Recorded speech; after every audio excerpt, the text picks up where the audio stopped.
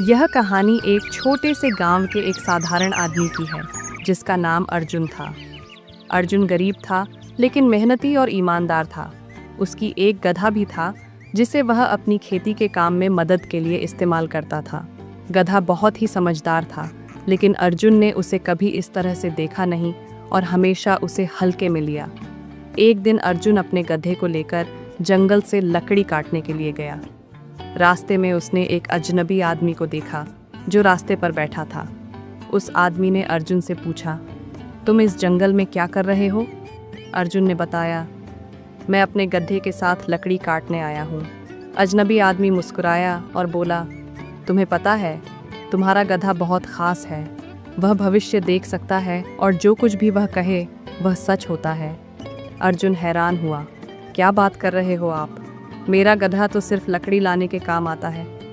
अजनबी आदमी फिर बोला, अगर तुम चाहो तो मैं तुम्हें एक मौका दे सकता हूँ। तुम जो भी चाहोगे गधा वही करेगा, लेकिन एक शर्त है।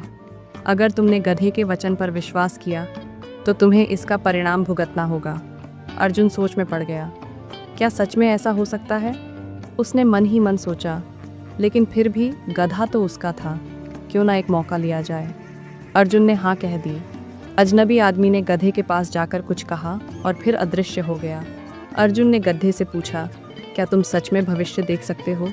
गधा सिर हिलाकर बोला, हाँ, लेकिन मुझे तुमसे एक सवाल पूछना है। तुम इस शक्ति का सही इस्तेमाल करना चाहते हो या फिर इसे अपनी मूर्खता से नष्ट करोगे? अर्जुन हैरान था, लेकिन उसने सोचा कि यह तो बस एक मजाक होगा। गधा बात कर रहा था तो क्यों ना इसका जवाब दिया जाए। अर्जुन बोला, मैं इसका सही इस्तेमाल करूँगा। गधा हंसा और कहा, ठीक है, तुम जो कहोगे मैं वही करूँगा।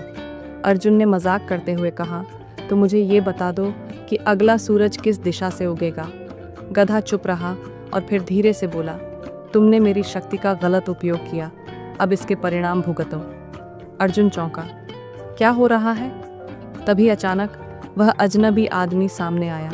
उसने मुस्कुराते हुए कहा, देखो अर्जुन, तुम्हें कभी भी किसी के वचन पर बिना समझे विश्वास नहीं करना चाहिए।